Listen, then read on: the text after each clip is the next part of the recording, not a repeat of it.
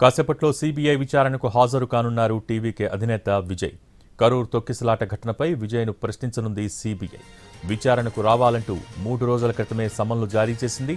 దీంతో కాసేపటి క్రితం ఢిల్లీకి చేరుకున్నారు. కరూర్ సభ జరిగిన రోజు వాహనం, ప్రయాణ వివరాలు, అనుమతులు వంటి అంశాలపై విచారించనుంది.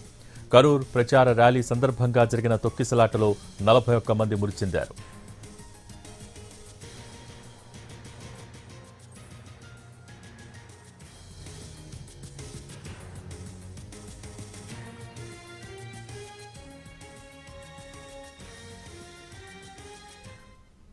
కాసేపట్లో సీబీఐ విచారణకు హాజరు కానున్నారు టీవీకే అధినేత విజయ్. కరూర్ తొక్కిసలాట ఘటనపై విజయ్ను ప్రశ్నించనుంది సీబీఐ.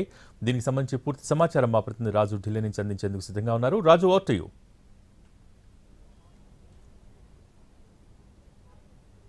భోగి, సిబిఐ కార్యాలయానికి విజయ్ చేరుకున్నారు.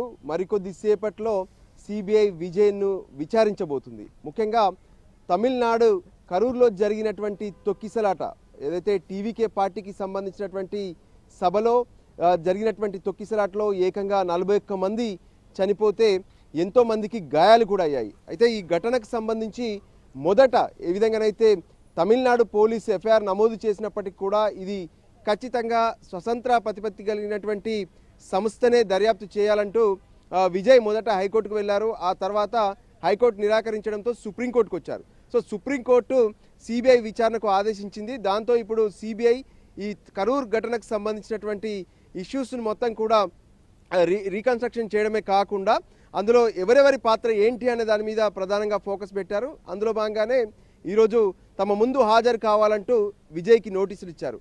అయితే ఆ కరూర్ ఘటన జరిగినప్పుడు విజయ్ ఎంతమంది కోసం అనుమతి తీసుకున్నారు, అక్కడ ఆ పార్టీకి సంబంధించి ఎంతమంది హాజరు కావాలని అనుమతి తీసుకున్నారు, ఎటువంటి ఏర్పాట్లు చేశారు, సో ఎప్పుడు సభ అనుకున్నారు, ముఖ్యంగా కొంత విజయ్ రావడానికి ఆలస్యం అవుతుండడం వల్లే అక్కడ ఉన్నటువంటి ఎవరైతే పార్టీకి సంబంధించినటువంటి కార్యకర్తలు కావచ్చు, ఆయన అభిమానులు కావచ్చు, వాళ్ళందరూ కొంత గందరగోళానికి గురయ్యారు. అంతేకాదు పెద్ద ఎత్తున మాబ్ అనేది అక్కడికి వచ్చిందని కూడా అంటున్నారు. సో దీనికి సంబంధించి విజయ్ వర్షన్ ఏంటి అనే దాని మీద ప్రధానంగా సిబిఐ ఈరోజు విచారణ జరపబోతుంది.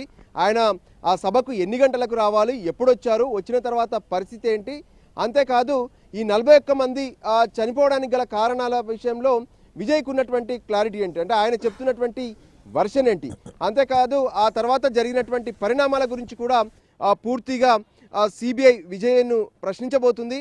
ఆ తర్వాత ఏదైతే అక్కడ ఉన్నటువంటి కొంతమంది పార్టీ కార్యకర్తలు బాధితులను కూడా ఇప్పటికే సిబిఐ రీచ్ అయింది. సో దానికి అనుగుణంగానే ఇప్పుడు తమిళనాడులో కొంత తీవ్ర విషాదంగా మారినటువంటి, అంటే పార్టీ కార్యక్రమానికి వచ్చినటువంటి వాళ్ళు 41 మంది చనిపోవడం, అది కూడా ఎంతో ఇబ్బందికరమైనటువంటి పరిస్థితుల్లో, ఊపిరాడక కొంతమంది ఏదైతే పోస్ట్ మార్టం రిపోర్ట్లో వాళ్ళ పైనుంచి నడుచుకుంటూ పోవడం వల్ల వాళ్ళ రిప్స్ కూడా విరిగిపోయాయని, గొంతు పైన కాళ్ళు పడ్డాయని, ఇటువంటి ఎన్నో పోస్ట్ మార్టం రిపోర్ట్స్లో వచ్చాయి. సో దానికి అనుగుణంగానే ఇదంతా ఎంతో విషాదమైనటువంటి అంశం, తన జీవితంలోనే ఎంతో గందరగోళమైనటువంటి అంశం అంటూ కూడా విజయ్ స్పష్టం చేశారు. సో దానికి అనుగుణంగా ఈరోజు సిబిఐ జరుపుతున్నటువంటి విచారణలో మరి విజయ్ ఏ అంశాలు చెప్పబోతున్నారు, దీనికి సంబంధించి సిబిఐ విచారణలో కొంత విజయ్ ఇచ్చేటటువంటి స్టేట్మెంట్ మాత్రం కీలకం కాబోతుందని చెప్పి ఇప్పటికే అటు సిబిఐ అధికారులు కూడా స్పష్టం చేస్తున్నారు.